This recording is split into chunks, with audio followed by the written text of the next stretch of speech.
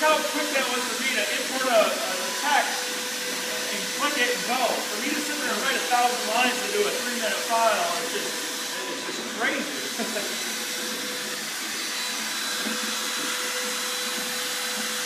There you go. Someday, if the Handybot's the next big thing, you can say you saw prototypes in action.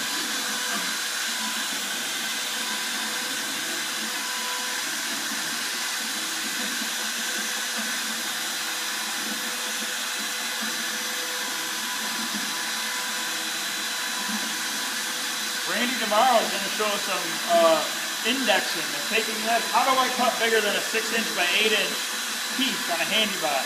We got some jigs and stuff. So, all right.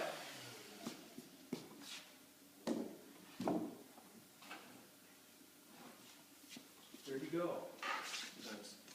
Pretty slick. Yeah.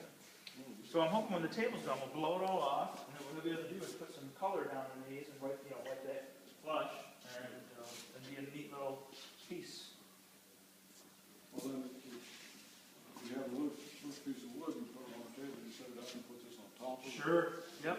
Clamp it Yeah, we down. could set one of those pieces of wood up right up here and set that on it. Clamp it down. The new ones have got some indexing pins and everything built in. They've really come a long way. So let's see. Let's get another one going here.